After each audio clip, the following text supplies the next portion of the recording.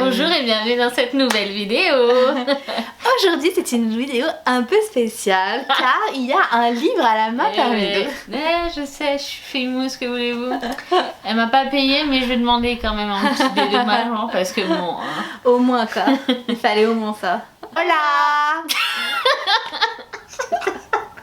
Toi t'étais en... Hola. Hola.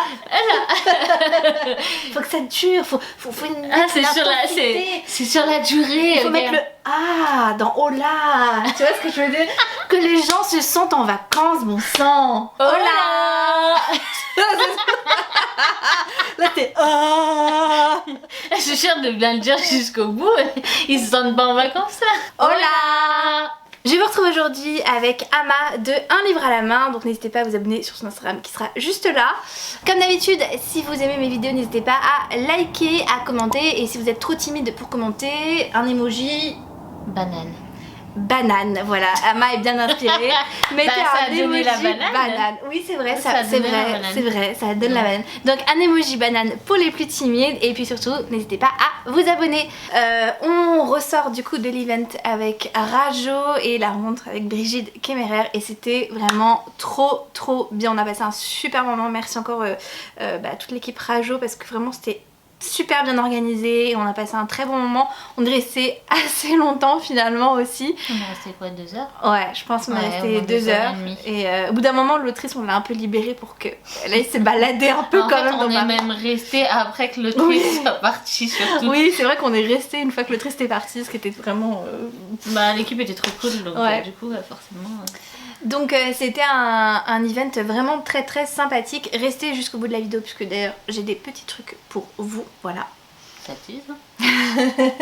Au niveau de la rencontre avec Brigitte Kemmerer, déjà il faut savoir qu'elle est hyper accessible, hyper gentille, vraiment dès que t'as une hésitation ou une question, elle dit mais si vas-y pose-la ta question, je réponds tout et n'importe quoi. Genre elle nous a beaucoup parlé de son mari, de ses enfants, de sa situation d'autrice, c'était hyper intéressant. Moi j'avoue que je l'ai pas trop lâché, genre je suis arrivée j'ai vraiment fait ma sangsue à être vraiment toujours près d'elle parce que j'avais plein de questions et c'était vraiment trop bien. Alors il y avait heureusement pas mal de partenaires, coucou à eux s'ils passent par là, qui parlaient notamment vraiment bien anglais, donc qui ont pu faire les questions quoi, la traduction, parce que moi je suis vraiment nulle.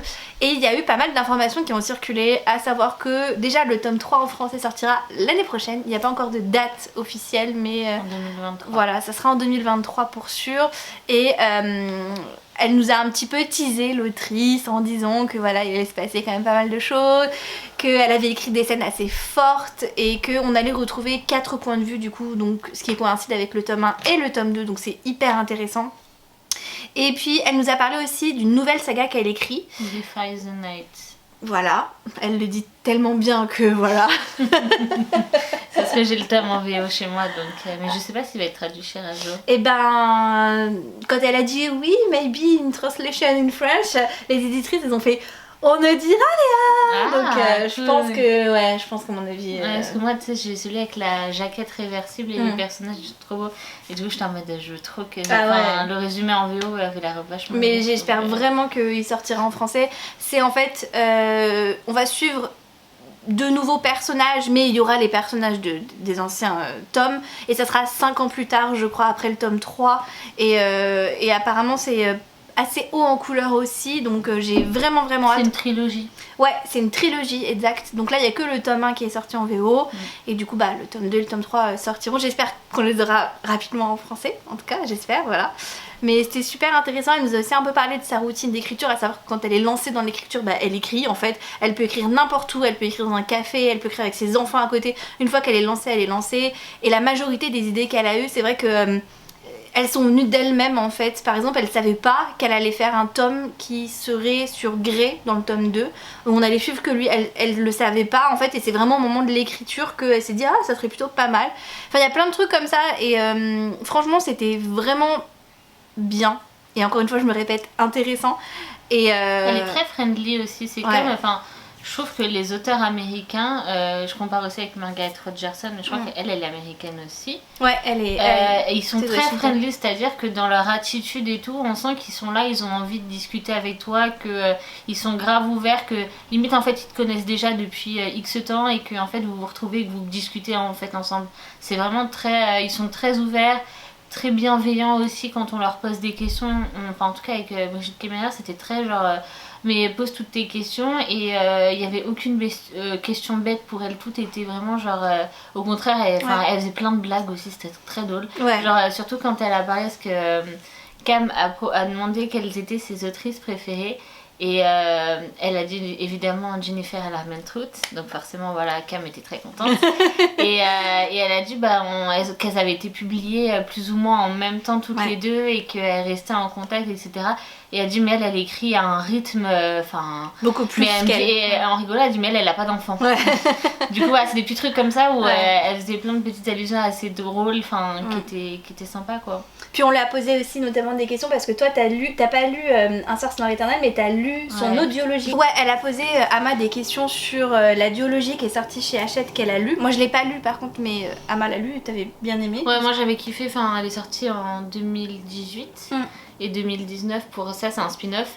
Et franchement j'avais trop aimé, c'est de la romance pure et c'est du young adult, donc mais j'avais trop aimé, j'avais adoré sa plume, j'avais adoré l'histoire parce que c'est vraiment avec des personnages qui sont écorchés par la vie et j'ai l'impression que c'est un peu pareil pour Un sorcier noir et éternel où en gros les histoires, c'est des personnages qui sont un peu atypiques, qui sortent de l'ordinaire rien que sur le premier tome où je crois elle a une invalidité ou quelque chose comme ça. Oui, Harper est handicapée, elle a un handicap. Donc il n'y en a pas là-dedans, mais c'est vraiment, j'ai l'impression qu'elle écrit beaucoup sur des personnages qui sont un peu écorchés par la vie.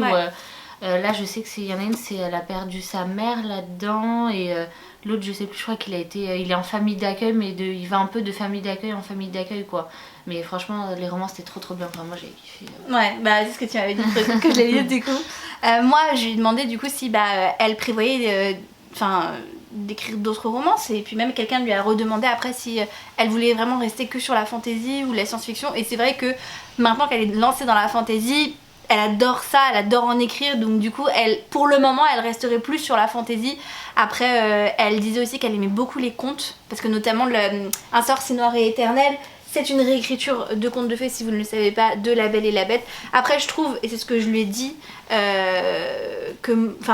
de mon côté je trouve que le début part effectivement sur une réécriture de La Belle et la Bête, mais après on s'éloigne vachement, et d'ailleurs je lui ai demandé où étaient ses idées en fait, pourquoi c'est finalement aussi éloignée du conte de fées. Et en fait elle a dit que elle adorait le conte de fées, c'est son Disney préféré, mais ce qu'elle aime encore plus c'est imaginer ce qui s'est passé dans le royaume, ce qu'on ne sait pas finalement, parce que le prince dans le Disney c'est devenu une bête, mais qu'en est-il de son royaume en fait, genre pourquoi personne s'interroge sur il est où le prince, elle est où la famille royale, qu'est-ce qui se passe au château.